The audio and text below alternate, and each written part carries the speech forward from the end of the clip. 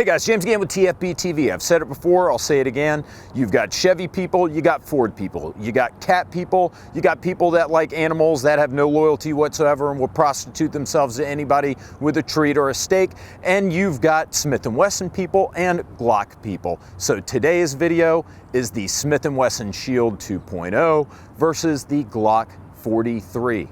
Without a doubt, these two guns are the two most popular single stack 9mm, and I mean the Smith & Wesson Shield generally, not just the 2.0, and the Glock 43. In fact, we did a poll on Patreon. Guys, please head over to Patreon and support us if you can. It really does mean a lot. But we had a poll on Patreon. What is the best single stack 9mm?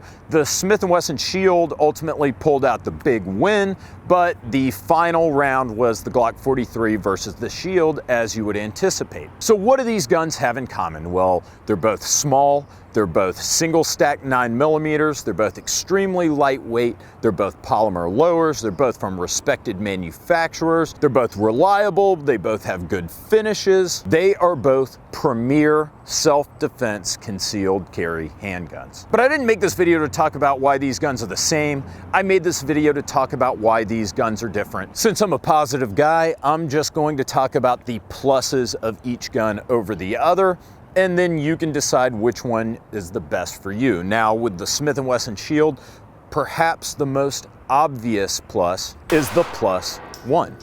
And that is that the Shield is a 7+1, so it holds 7 rounds of 9mm in a flush fit magazine, +1 in the chamber. It also comes included with an 8+1 round magazine, which has a little bit of a grip extension and adds an additional round of capacity, but then you're talking about a less concealable package. And remember, the Glock 43 is a 6-round gun. Another positive of the Shield has the option for an external safety, while the Glock 43 does not. Or you can get the Shield 2.0 without a safety, your call. In my opinion, the M&P 9 Shield has better slide serrations.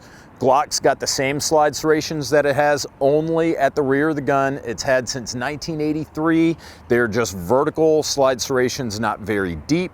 The M&P 9 Shield has what I call serrated serrations. It's these wavy serrations that work very well at the rear of the gun, and the 2.0 adds very small forward slide serrations to the pistol. That wasn't on the Shield. We'll call it the Shield 1.0. Another thing I like about the Shield, it has better sights. It comes with Novak style, low profile, no snag sights, and they're metal. So you have all metal sights out of the box that are very low profile, and people pay a lot of money for these to add them onto, say, their Glock. The 2.0 also adds a better trigger over the 1.0. You're looking at about a 6.5 pound trigger pull, which is almost the exact same as the Glock 43. Now, do I think the Glock trigger's better or the Smith & Wesson trigger's better? I might give the edge to the Smith & Wesson, even though they're very similar and they're both kind of crappy. But remember, this is a concealed carry gun. This isn't a tournament shooting gun, so that isn't necessarily the end of the world. So there's your roundup of all the advantages of the Shield 2.0 over the Glock 43. Oh, but wait, I forgot another one. You get all of those advantages, but the Shield 2.0 cost about $50 less. You're looking at roughly $400 for this gun and $450 for the Glock 43.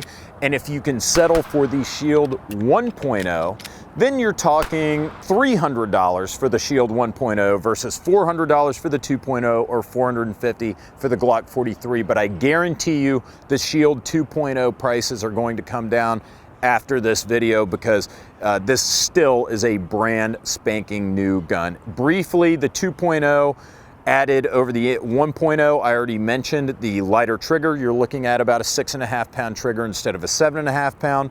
You get the forward slide serrations, and you get a much tackier grip on the 2.0. It's almost like skateboard tape instead of the wrinkle texture, the soft rubberized wrinkle texture from the 1.0. I like the 2.0 grip much better. But now that we've talked about the Shield, let's get to the Glock 43. Now, while both of these guns are very reliable and both of these guns only uses about 30 parts, these are both very simple guns, and simple tends to lead to reliability. The Glock 43 has a tradition, a much longer tradition of reliability, and the Glock 43 is really that tradition condensed down into a single stack 9mm package. So you have the heritage of Glock reliability behind the Glock 43. You know this is a gun that's never going to fail. That is, in my opinion, the biggest advantage of the Glock 43. And I say that with all due respect to Smith & Wesson's long tradition of creating reliable autoloaders. However, the M&P series itself wasn't introduced until 2005, while the Glock has been in production since 1982. As you can clearly see, they are very similar, virtually identical designs, both using a Browning locking system and a tilting linkless barrel mated with a polymer frame. But you're also looking at a longer barrel in the same size package. So both guns are about 6 inches long, but with the Glock 43, you've got a 3.3-inch barrel versus the 3-inch barrel in the Shield, which is very interesting. So you're gonna get a little bit, maybe a marginal amount more velocity and power out of the Glock 43, but in the same size package.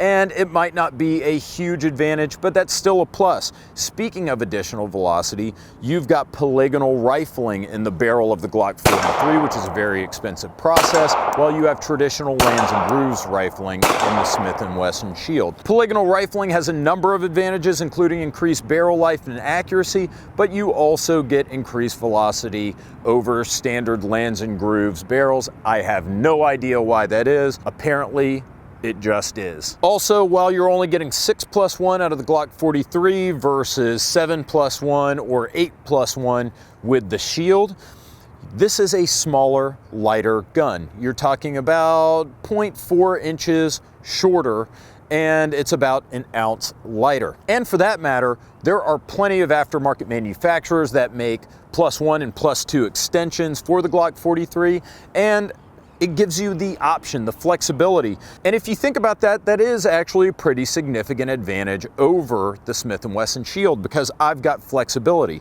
I can carry this gun in its 6+1 configuration that's going to be smaller than the Shield, but if I want to, I can just use a 7+1 magazine or an 8+1 magazine that's going to be just as comfortable, just as easy to shoot, and it's going to be the same size as the Shield when I add those extensions. So really, I think that's one of the 43's major and often overlooked advantages over the Shield, is you've got the option to carry it deep carry as small as possible, while with the Shield, you're stuck with a 7+1 gun no matter what, unless of course you hack the frame, and nobody wants to do that. So everybody in the comments who's gonna say the Shield's better because it holds another round, not so fast. And a minor consideration, I think the magazine release on the Glock 43 is better. You can see it's a flush fit, but large pad. It's still very easy to activate. By comparison, the Shield's is a lot smaller and seems to jut out a little bit more.